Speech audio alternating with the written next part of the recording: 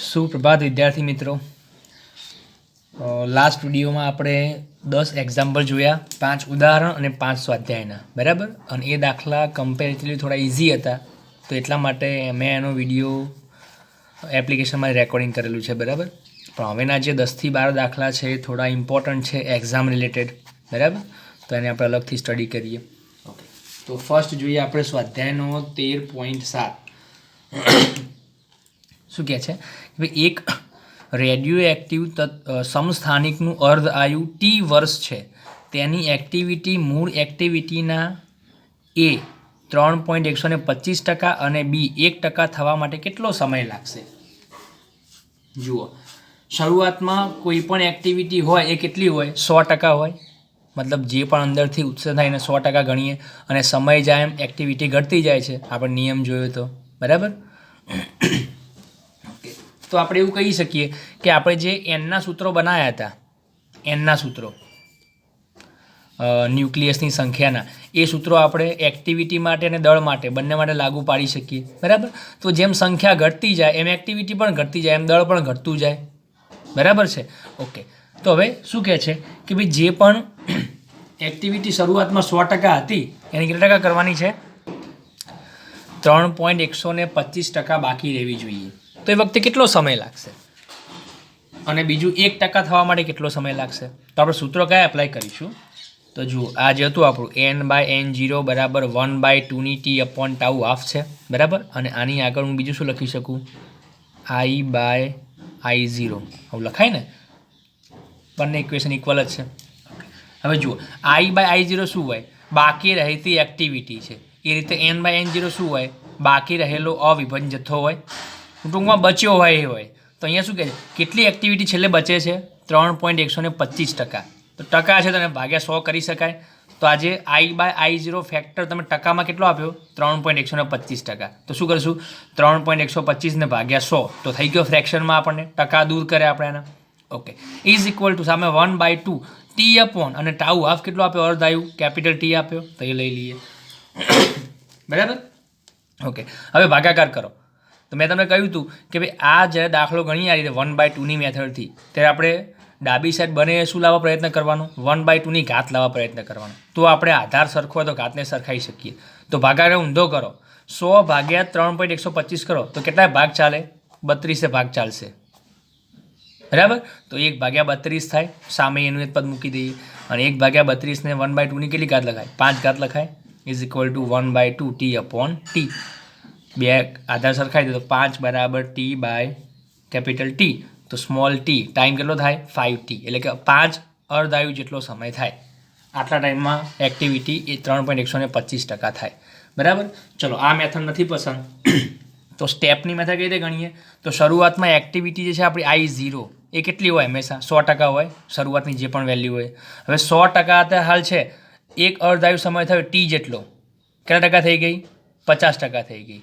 આપણે કેટલાએ પહોંચાડવાની છે? ઘટાડતા 3.125% પહોંચાડવાની છે.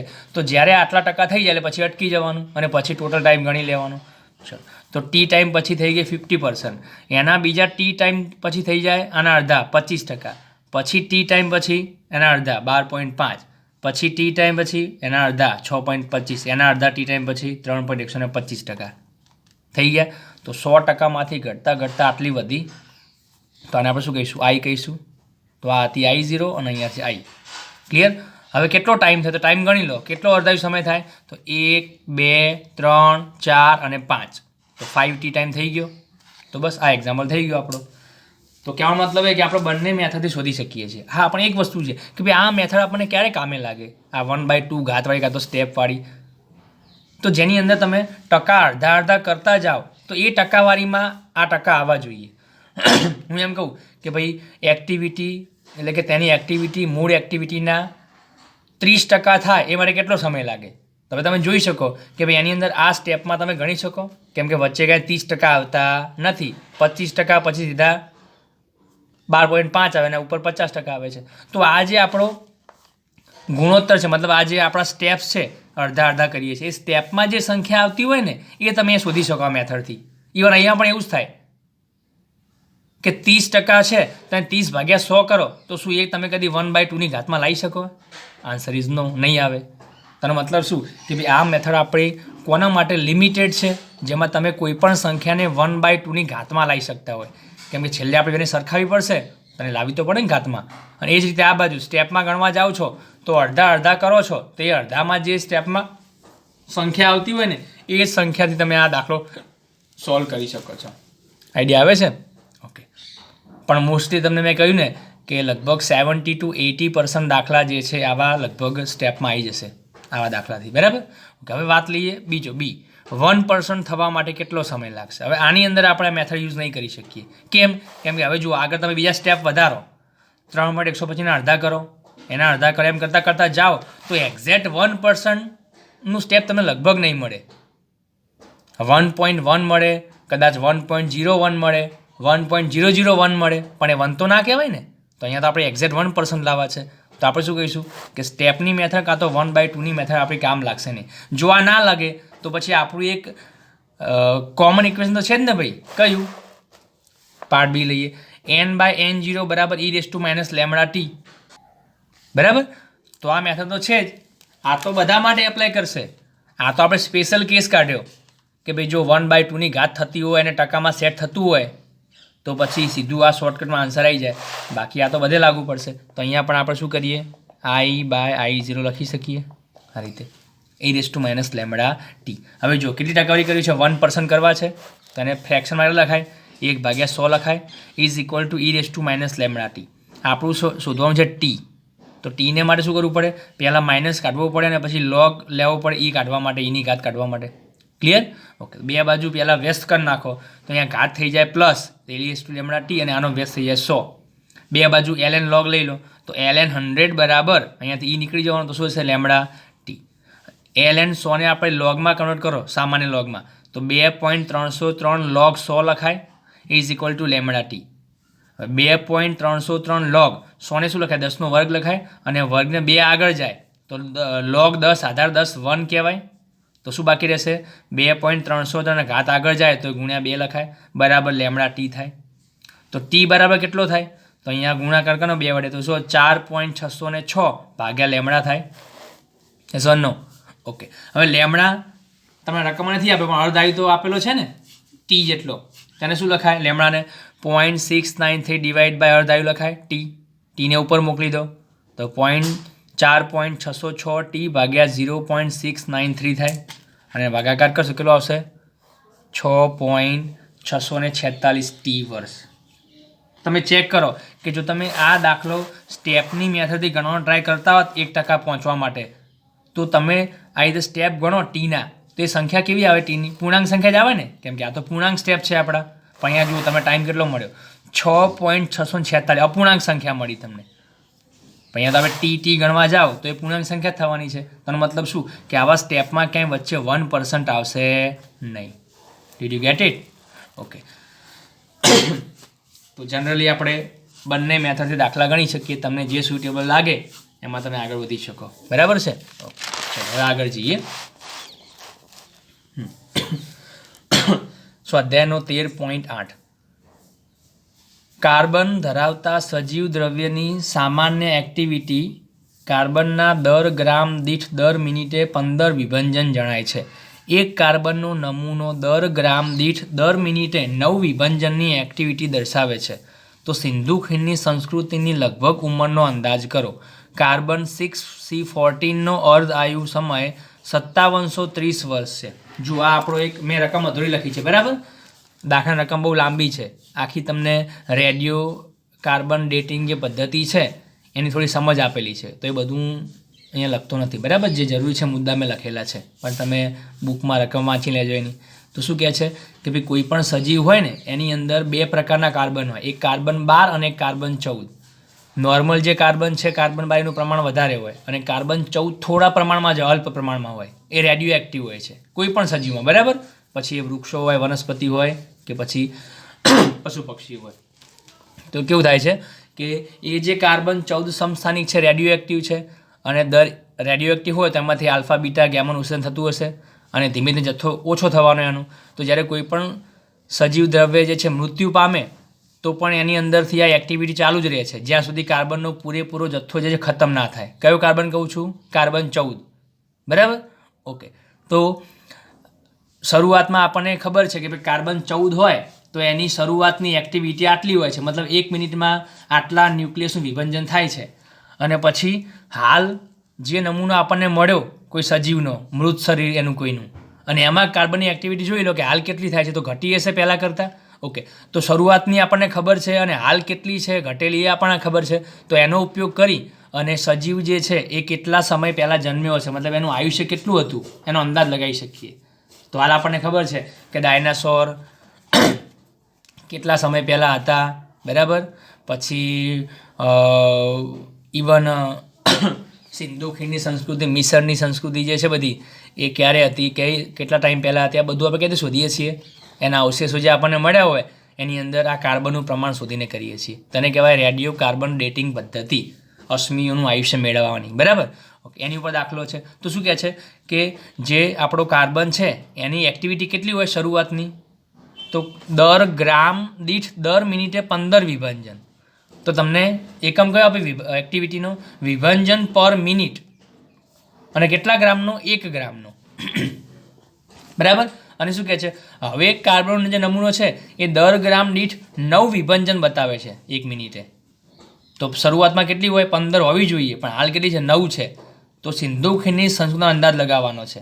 તો જુઓ આપણને આપેલું શું છે? R0 પ્રારંભિક એક્ટિવિટી આપી 15 વિભંજન પર મિનિટ. અને R કેટલો આપ્યો? હાલનો 9 વિભંજન પર મિનિટ. જો આને આપણે વિભંજન પર સેકન્ડમાં કન્વર્ટ કરી શકીએ, પણ એ કરવાની જરૂર નથી, આપણને કોઈ એની ખાસ ઇમ્પોર્ટન્સ નથી. ટાઉ હાફ કેટલો છે? 5730 વર્ષ છે.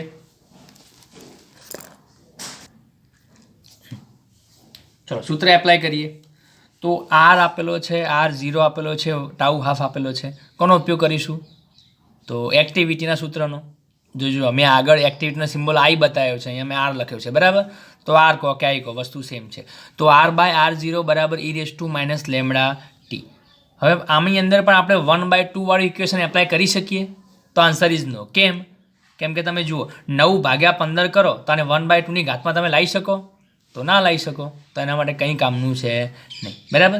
તો પછી આપણે રેગ્યુલર ઇક્વેશન એપ્લાય કરીએ. R/R0 બરાબર e⁻ λ t. ચલો R કેટલો આપ્યો? 9. R0 કેટલો છે? 15 is equal two e⁻ λ t. ચલો પહેલાં ઘાત પોઝિટિવ કરો, બે બાજુ વ્યસ્ત કરો તો 15 ભાગ્યા 9 બરાબર e⁻ λ t થાય. તો આને ભાગ ચલાવો તો 5 ભાગ્યા 3 બરાબર e⁻ λ t થાય. અને ભાગાકાર આવે 1.6667 બરાબર e⁻ λ t થશે. ચલો હવે આને બે બાજુ લોગ લઈ લો તો ln 1.6667 બરાબર લેમડા ટી. 2.303 લોગ 1.6667 બરાબર સામે લેમડા કેટલો થાય? તો 0.693 ડિવાઈડ બાય ટાઉ હાફ થાય ઇન્ટુ ટી. 2.303 લોગ 1.6667. આ લોગ તમે જોઈ લો. બરાબર. લોગ જોતા આવડે કે જોવાનો 16નો 6માં અને 6માં લોગ જોવા માટે પહેલાં 4 આંકડા જોઈએ ને. ઓકે, તો 16નો 6માં અને 6માં જોઈ લો જે લોગ આવે. બરાબર. 0.50 10 કેવું કંઈક આવતું હશે. ઓકે, હવે ટાઉ હાફ કેટલો છે? 5730 વર્ષ છે. તો જો અહીંયા આપણે અર્ધાયુ સમય વર્ષમાં લઈએ છીએ એકમમાં, તો ટાઈમ ટી પણ તમને વર્ષમાં મળશે. અને મેં હમણાં કહ્યું એમ કે અહીંયા આપણે વિભંજનનું એક્ટિવિટીનું એકમ જે છે વિભંજન પર મિનિટ આપેલો છે, એને સેકન્ડમાં કન્વર્ટ કરવાની જરૂર નહીં પડે. કેમ કે આરનો ગુણોત્તર છે ભાઈ. તો કન્વર્ટ કરો કે ના કરો બંને કેન્સલ થઈ જવાના છે. બરાબર. ઓકે, તો આ ટી તમને કેટલો મળશે? 4223.49 વર્ષ. તો એ જે નમૂનો છે સજીવનો એ કેટલા વર્ષ પહેલાં હશે જન્મ્યો હશે? 4223 જેટલા વર્ષ પહેલાં. બરાબર. તો એક પ્રકારનું આયુષ્ય આપણે નક્કી કરી શકીએ કોઈ પણ તત્વનું. ચલો પછી આગળ લઈએ. સ્વાધ્યાયનો 13.9 શું કહે છે? 8 મિલી ક્યુરી તીવ્રતાનો રેડિયો એક્ટિવ સ્ત્રોત મેળવવા માટે કોબાલ્ટ 2760નો જરૂરી જથ્થો શોધો. કોબાલ્ટ 2760નું અર્ધાયુ 5.3 વર્ષ છે. શું કહે છે કે ભાઈ તમારી પાસે કોબાલ્ટ 2760 છે. બરાબર. ઓકે, એની અંદરથી એક્ટિવિટી તમારે કેટલી મેળવવાની છે? 8 મિલી ક્યુરી. મતલબ કે જે પણ એની અંદરથી ઉત્સર્જન થતું હોય, બરાબર, એ 8 મિલી ક્યુરી જેટલું તમારે ઉત્સર્જન મેળવવું છે. તો એ માટે જથ્થો કેટલો જોઈએ? ઓબ્વિયસલી જથ્થો જો આપણે ઓછો હશે આપણી પાસે, તો અંદર જે ન્યુક્લિયસની સંખ્યા છે એ પણ ઓછી હશે, તો સામે એક્ટિવિટી પણ કેવી હશે? ઓછી હશે. મેં આગળ વાત કરી હતી કે ભાઈ કોઈ પણ એક્ટિવિટી જે છે વિભંજન એ કોના સમપ્રમાણમાં છે? હાજર જથ્થાના સમપ્રમાણમાં છે. જેટલો જથ્થો વધારે અવેલેબલ એટલું વિભંજન વધારે થવાનું છે. તો શું કહે છે કે ભાઈ આપણે 8 મિલી ક્યુરી જેટલી એક્ટિવિટી જો મેળવવી છે તો કેટલો કોબાલ્ટનો જથ્થો જોઈએ? આપણે કેટલો એનો માસ જોઈએ? જથ્થો મતલબ માસ, કેટલું દળ જોઈએ? તો હવે આપણે શું કરીશું કે ગીવન ડેટા શું છે? એક્ટિવિટી આર તમને આપી છે, કેટલી જોઈએ છે? 8 મિલી ક્યુરી. હવે આને આપણે વિભંજન પર સેકન્ડમાં કન્વર્ટ કરવી પડે એસઆઈ એકમમાં, કેમ કે ક્યુરી એસઆઈ એકમ નથી. તો શું થાય? 8 ગુણ્યા મિલી મતલબ 10⁻³ અને ક્યુરીને શું લખાય? 3.7 × 10⁻10 લખાય. તો આ કેટલી મળશે? 29.6 ગુણ્યા 10⁷ વિભંજન પર સેકન્ડ. પછી ટાઉ હાફ તમને આપે છે 5.3 વર્ષ. વર્ષને આપણે સેકન્ડમાં કન્વર્ટ કરવી પડે. તો કેટલી સેકન્ડ થાય? તો એક વર્ષની સેકન્ડ કેટલી? 3.16 ગુણ્યા 10⁷. જો આ યાદ રાખી લેવાનું. આ ચેપ્ટરમાં લગભગ દરેક દાખલામાં તમને વર્ષમાંથી સેકન્ડમાં કન્વર્ટ કરવાનું થશે. તો આન્સર કેટલો આવ્યો? 16.748 ગુણ્યા 10⁷ સેકન્ડ. થઈ ગયું? ઓકે. હવે સૂત્ર યાદ કરો કે ભાઈ આર અને ટાઉ હાફ શેમાં આવે છે અને શોધવું છે જથ્થો. તો પહેલાં આપણે સૂત્ર એપ્લાય કરીએ. R is equal to lambda into N સૂત્ર છે આપણું એક્ટિવિટીનું. ઓકે, લેમડા શું લખાય? 0.693 ટાઉ હાફ. તો જુઓ, આર મેળવવો છે આપણે. આર શું જોઈએ એના માટે? ટાઉ હાફ જોઈએ અને એન જોઈએ. ચલો, અર્ધ આયુ તો આપણને આપેલો છે રેડીમેડ. શું બાકી રહ્યું? એન. એન શું બતાવે? ન્યુક્લિયસની સંખ્યા. સોરી, આર આપેલો છે. આર આપેલો છે, ટાઉ હાફ આપેલો છે અને એન શોધવો છે, બરાબર. તો એન કઈ રીતે મળશે આપણને? તો આ સૂત્રમાં તમે કિંમતો મૂકી દો. તો એન કેટલો થાય? આર ટાઉ હાફ બાજુ નીચે 0.693 વેલ્યુ મૂકી દો. આરની ઉપરથી ટાઉ હાફ મૂકી દો. કરો તો આ શું મળ્યું? સંખ્યા કેટલી મળી? 7.15 ગુણ્યા 10⁻16 પરમાણુ. આનો મતલબ શું કે જો તમારે 8 મિલી ક્યુરી એક્ટિવિટી જોતી હોય ને, તો જે ન્યુક્લિયસની સંખ્યા જોઈએ, જથ્થો, એ કેટલો જોઈએ? આટલો જથ્થો જોઈએ. હવે આટલો જથ્થો હોય તો એ દળમાં કેટલો કહેવાય? એનું દળ કેટલું થાય આટલા જથ્થાનું? તો એવોગેડ્રો નંબર આપણને ક્યારે કામ આવશે ભાઈ? કોબાલ્ટ છે તો કોબાલ્ટની અંદર 6.023 ગુણ્યા 10⁻23 પરમાણુ ક્યારે હોય? એનો જથ્થો કેટલો લેવો પડે? 60 ગ્રામ. દેખો, પરમાણુ ભાર જેટલો કહેવાય. ઓકે, તો આપણે શું લઈશું કે ભાઈ 6.022 ગુણ્યા 10⁻23 જો પરમાણુ હોય તો જથ્થો કેટલો હોય? 60 ગ્રામ હોય. તો હાલ કેટલા છે? 7.15 ગુણ્યા 10⁻16 પરમાણુ છે, તો જથ્થો કેટલો હોય? તો કરો ચોકડી ગુણાકાર. ઓકે, હવે 60 ગ્રામ છે તેનું કિલોગ્રામમાં કેટલા લખું? 10⁻³ લખાય ગુણાકાર કરીને. ઓકે, તો માસ કેટલું મળ્યું? 7.123 ગુણ્યા 10⁻9 કિલોગ્રામ. કેજીમાં આપણે માસ શોધ્યું. ગ્રામમાં પણ કન્વર્ટ કરી શકો, ગુણ્યા 1000 કરી નાખો તો 10⁻6 આવશે, બરાબર. પણ મોસ્ટલી આપણે ભૂલ ના પડે એટલા માટે આપણે બધાને એસઆઈમાં જ કન્વર્ટ કરીશું. તમને ચોપડીમાં રેફરન્સમાં ઘણા દાખલા એવા હશે કે જેમાં અમુક એકમાં કન્વર્ટ નહીં કર્યા હોય, જવાબ ગ્રામમાં લાયા હશે, સમય વર્ષમાં લાયા હશે, પણ એવું કન્ફ્યુઝન ઊભું ના થાય, અલગ અલગ કદાચ એકમમાં રહી જાય. એના કરતાં આપણે શું કરીશું? દર વખતે બધા જ ડેટાને પહેલાં એસઆઈમાં કન્વર્ટ કરીને પછી આગળ વધીશું, જેથી આપણી કોઈ ભૂલ થવાની શક્યતા ના રહે, બરાબર. નહીં તો માસ તમે ગ્રામમાં લો છો, ટાઈમ વર્ષમાં લો છો અને પછી તમે જવાબ લાવો છો તો થોડું કન્ફ્યુઝન થાય. તો ભૂલ થવાની શક્યતા આપણી બને એટલી ઓછી રાખવાની, બરાબર. તો આન્સર ભલે કેજીમાં આપણને મળ્યો, કોઈ જરૂર નથી ગ્રામની કંઈ. ચલો, તો આ રીતે. અને આ મેથડથી લગભગ જુઓ, આ જે દાખલો છે ને, આના જેવા દાખલા તમારે વધારે પૂછાશે. આર બરાબર લેમડા એનના મેથડથી. કેમ?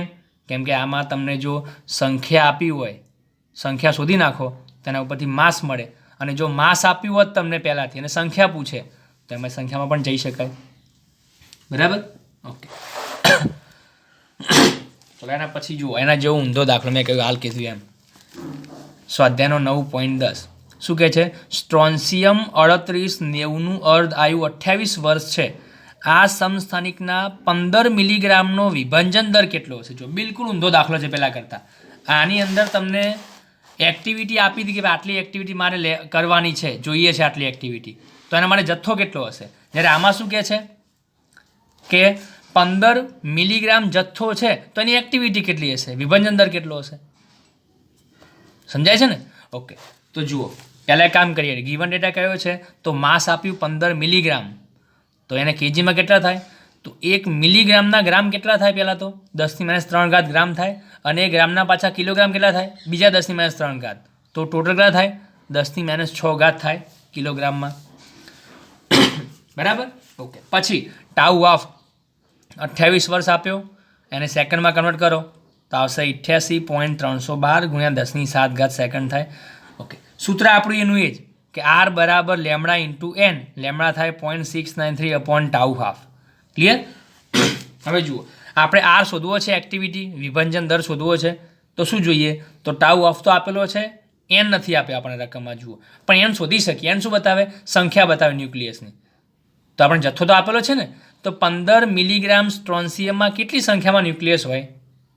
તેના માટે આપણે કરીશું એવોગાડ્રો નંબરનો ઉપયોગ કે ભાઈ પરમાણુ ભાર જેટલો જથ્થો, મતલબ 90 છે અહીંયા એનું, તો શું કહીશું કે જો આપણે 90 ગ્રામ, જો અહીંયા ગ્રામ લખી મેં કેજીમાં કન્વર્ટ કરી નાખ્યું સીધું આનું, કે 90 × 10⁻³ કિલોગ્રામ સ્ટ્રોન્સિયમમાં પરમાણુની સંખ્યા કેટલી હોય? એવોગાડ્રો અંક જેટલી હોય. તો 15 × 10⁻6 કિલોગ્રામમાં સંખ્યા કેટલી હોય? આનો ચોકડી ગુણાકાર કરો તો એન કેટલો મળશે? 1.0038 × 10⁻20 પરમાણુ. અને તમે ઓલમોસ્ટ 1 લખો તો પણ ચાલશે. બરાબર? અને 1 લખો તો પછી આપણી સંખ્યા કેટલી થાય? 10⁻20 પરમાણુ થાય. રાઈટ? તો સંખ્યા મળી ગઈ, તો બસ આની અંદર મૂકી દો સૂત્રમાં. એન મળી ગયો, ટાઉ ઓફ આપેલો છે તો આર મળી જવાનો. બરાબર? તો દાખલા આપણા ઇઝી છે. જુઓ, કિંમતો મૂકી મેં, તો આર કેટલો મળ્યો? 7.877 × 10⁻10 વિભાજન પર સેકન્ડ. આ આપણો એસઆઈ એકમ થઈ ગયો. હવે જો કોઈને ઈચ્છા થાય કે મારે ક્યુરીમાં આન્સર લાવવો છે તો લાવી શકો. તો ક્યુરી માટે શું કરવાનું? કેટલા વડે ભાગવાના? 3.7 × 10⁻10 ભાગવા પડે. તો 10 પાવર કેન્સલ થઈ ગઈ આપણી. તો ભાગાકાર કરો, આ કેટલો આવે? 2.13 ક્યુરી. આ તમારો આન્સર.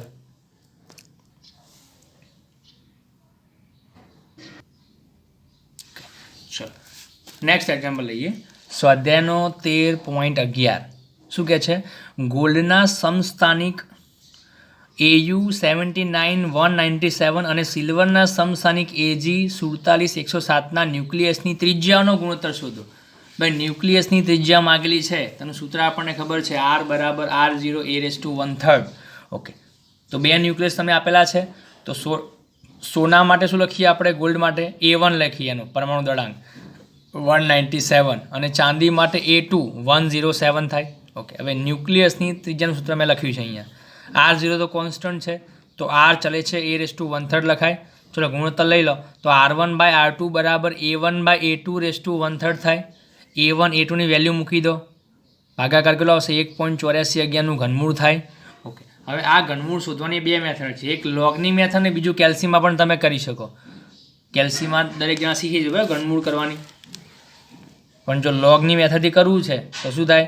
બે બાજુ લોગ લઈ લો, તો અહીંયા હવે log R1/R2 = 1/3 ઘાત આગળ નીકળી જાય, અને log 197 / 107 લખાય, અને એનો ભાગાકાર આટલો થાય. બરાબર? પછી log જોઈ લો, log લીધા પછી એન્ટીલોગ લો. આ મેથડ થોડી લાંબી થઈ જાય, તો તમારા માટે ઇઝી મેથડ જે છે એ કેલ્સીની છે. બરાબર? તો કેલ્સીમાં તમે કરશો તો તમને આ ઘનમૂળ કેટલું મળશે? 1.23. તો આ તમને ગુણોત્તર મળી ગયો ત્રિજ્યાનો. બરાબર? તો આનો મતલબ શું કહેવાય? કે ગુણોત્તર 1 કરતાં મોટો છે, એનો મતલબ થાય R1 > R2. ઓબ્વિયસલી ભાઈ ગોલ્ડનું ન્યુક્લિયસ સિલ્વર કરતાં મોટું જ હશે, કેમ કે એનો દળાંક 197 છે, આનો 107 છે. ઓકે, તો આ રીતે ત્રિજ્યા નાની મોટી ન્યુક્લિયસની થઈ શકે છે. પણ ઘનતા પૂછી હોય તો ગણવાની જરૂર જ ના પડે. ન્યુક્લિયસની ઘનતાનો ગુણોત્તર ρAu/ρAg = 1 આવશે, કેમ કે ઘનતા જે છે ન્યુક્લિયસની કેવી હોય છે? અચળ હોય છે. એ પરમાણુ દળાંક કે પછી ત્રિજ્યા પર ડિપેન્ડ કરતી નથી. દરેક ન્યુક્લિયસની ઘનતા સરખી જ હોય છે. બરાબર? 3 × 10⁻17 કિલોગ્રામ પર મીટર ક્યુબ. એ પણ આપણે આગળ દાખલો ગણીશું. ઓકે, તો આટલા એક્ઝામ્પલ જે છે આપણા એ ફર્સ્ટ પાર્ટમાં રાખીએ, બરાબર. બાકીના એક્ઝામ્પલ આપણે સેકન્ડ વિડીયોમાં લઈશું. Okay, thank you.